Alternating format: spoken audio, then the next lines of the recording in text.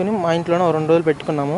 తర్వాత car repair అఘోరిని తర్వాత car repair అంతా అయిపోగానే తనని తీసుకుని ఆ కారు తీసుకుని వెళ్ళిపోయినాక తర్వాత నేను మిమ్మల్ని మర్చిపోలేకపోతున్నాను, మీరు నాకు చాలా ఆతిథ్యం ఇచ్చారు. కారు 2 రోజులు రిపేర్ అయిపోయింది. కారు రిపేర్ అయిపోయినా కూడా తను వెళ్లకుండా ఏడే ఉంటూ మీరు ఇచ్చే ఆతిథ్యం నేను మర్చిపోలేకపోతున్నాను అని చెప్పి మాటలు చెప్పి మా చెల్లిని సరే నేను మా అమ్మను కూర్చోబెడతాను. మా అమ్మని అమ్మ నువ్వు వెళ్ళి లేడీ అఘోరి కదా తనకి తోడుగా ఉండమ్మా అని చెప్పని తనంటే లేదు నాకు మీ చెల్లి కావాలి, మీ చెల్లి నుంచి నాకు తోడుగా అని చెప్పని అంది. అందుకని తనని ఆమెతో ఒంటరిగా ఒక రూమ్లో ఉంచామన్నమాట. ఉంచితే ఒక రోజు ఏం జరిగిందంటే నేను అనుకోకుండా వెళ్తున్నాను రూమ్లోకి వెళ్తుంటే తను లేడీ అఘోరి మా చెల్లిని ఎదురుగా కూర్చోపెట్టించుకుని ఇలా చేతులతో ముద్రలలాగా ఇలా వేస్తూ ఏదో మంత్రాలు జపిస్తుంది. చేతులతో ఇలా ముద్రలు వేస్తూ ఏదో మంత్రాలు జపిస్తుంది.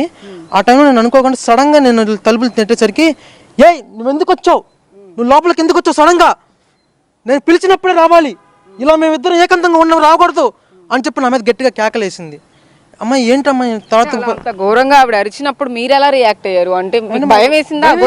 అప్పుడు ఆ టైంలో భయం వేసిపోయి ఇంకా నేను దమ్మట డోర్ క్లోజ్ చేసేసి నేను వెళ్ళిపోయాక తర్వాత కాసేపు ప్రశాంతంగా వచ్చినాక ఏమీ లేదు నాన్న, ఆ టైంలో మేము చిన్న పూజ చేసుకుంటూ ముద్రలో వేసుకుంటున్నామమ్మా, నువ్వు ఆ టైంలో అలా వచ్చేసరికి నాకు అలా కోపం వచ్చిందని చెప్పిన తర్వాత ప్రశాంతంగా మాట్లాడింది.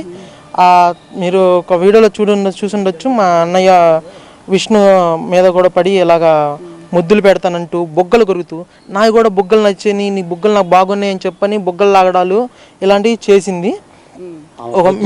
మీకు ఒక వీడియో ఉంది కదా, ఆ వీడియోలో ఒక మన్నయ్య మీద పడతాం మీరు చూసాను. ఈ పర్సన్ అయినా అతను వీడియోలో మనం ఏదైతే చూస్తున్నామో ఇప్పుడు రైట్ సైడ్ బాక్స్ లో అక్కడ అవునండి ఈయనండి విష్ణు, ఈయన మీద పడి ఎలా అయితే చేస్తున్నారో ఆ పర్సన్ అయితేను విష్ణు. అవునండి మీ ఇంట్లో ఉన్నప్పుడు కూడా ఎలా బిహేవ్ చేసేది ఆవిడ? ఇప్పుడు మీ చెల్లితో ఏకాంతంగా రూమ్ లో కూర్చుని ముద్రలు వేస్తోందని చెప్తున్నారు, అలా ఇంకా ఎలా వైలెంట్ రియాక్షన్స్ ఏమైనా ఉన్నాయి? మా చెల్లితో పద్దాక ముద్దులు పెడతాలు, నన్ను కూడా పిలిచి పక్కగా బుగ్గలు లాగడాలు, భలే ఉన్నాడే మీ అన్నయ్య, ఒకసారి రాత్రి నా పక్కలో పడుకోబెట్టించుకుంటాను ఇలా మాట్లాడింది. ఇలా చెప్పొచ్చో లేదో తెలియదు కానీ ఓ రోజు యాక్చువల్గా ఈ విషయం మా అన్నయ్యకి కూడా తెలియదు. ఓ రోజు డబ్బులు ఇచ్చి ఒక బీర్ బాటిల్ సిగరెట్లతో పాటు కాండమ్ ప్యాకెట్ కూడా తీసుకురమ్మని చెప్పని అనడం జరిగింది. నేను ఎందుకంటే ఆల్రెడీ జెండర్ మార్చుకున్నారు, దాంతో ఏం పని ఉంటుందని చెప్పేసి ఆవిడ తీసుకురమ్మని ఉంటారు. మాతోనే ఇలా సెక్షువల్గా అఫెక్షన్ పెట్టుకుందాం అని చెప్పి చూసింది. నేనైతే లొంగలేదు. అమ్మ తప్ప అమ్మ, మీరు పెద్దవారు. డైరెక్ట్ గా అఘోరి మిమ్మల్ని ఇలా సెక్షువల్ గా మూవ్ అవుదాం, ఫిజికల్ గా ఉందాం అని చెప్పేసి అడిగారా? కాండమ్స్ తీసుకురమ్మంటే ఇంకా దానికి అర్థం అదే కదండి. ఇంకా అనగానే అమ్మ మీరు పెద్దవాళ్ళు కదమ్మా, మా వాళ్ళు కాదని చెప్పని అని చెప్పి దండం పెట్టి నేను అంతా స్కిప్ చేశాను. ఆ తర్వాత రోజు సాయంత్రం ఇలాగ మా అన్నయ్య మీద పడి ముద్దులు పెడతారు ఇలా చేసింది, వీళ్ళు చేసింది. నా దగ్గర ఉండి పాకండి, మీరు ఏంటంటే నాకు మూడు వచ్చేస్తుంది, నేను ఉండలేనని చెప్పానండి. మా చెల్లితో కూడా ఏంటంటే మీరు సిగరెట్ ఉంది కదండి, సిగరెట్ని మామూలుగా ఎవరైనా వెలిగించుకుని నోట్లో పెట్టుకుని పెట్టుకుంటారు. మా చెల్లి చేత మీకు మలద్వారం ఉండేది కదండి, మలద్వారంలో సిగరెట్ పెట్టించుకుంటుందండి మా చెల్లి చేత. ఓ రోజు మా చెల్లి పెడుతుంటే చూశాను నేను. అప్పుడు తన ట్రాన్స్లోకి వెళ్ళింది.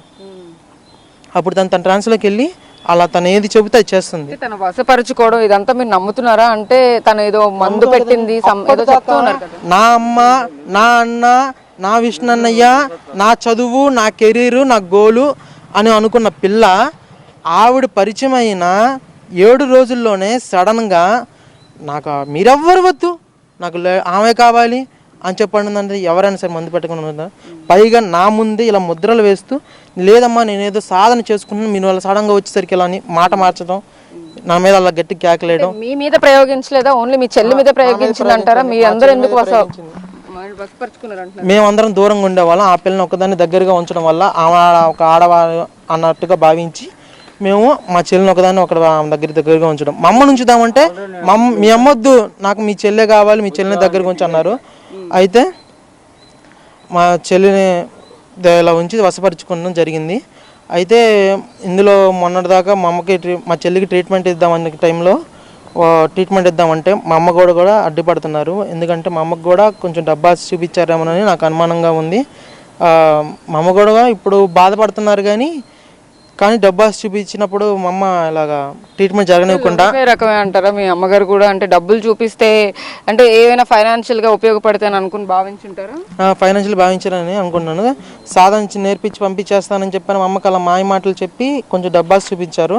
మా అమ్మగారు కూడా మా చెల్లికి ట్రీట్మెంట్ జరగనివ్వకుండా అడ్డుపడ్డారు. ఆ టైంలో ఒక మజ్జిగలో ఏదైతే మందు ఉందో ఆ మందు కక్కించడానికి మెడిసిన్ కలిపి ఇస్తుంటే మా అమ్మగారు కూడా ఇవ్వనివ్వలేదు.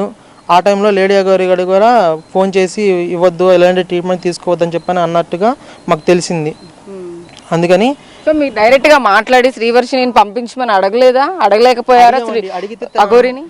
తన మందుల వల్ల ఆ లేడీ గారి చేసిన ఇన్ఫ్లుయెన్స్ వల్ల మా చెల్లి మానసికంగా కుంగిపోయి నేను వెళ్ళను వాళ్ళతో, నాకు మా అమ్మ నాన్న వద్దంటున్నారు. తను మెయిన్గా ముఖ్యంగా చెప్పాలంటే మా చెల్లి మానసికంగా బాగోలేదు.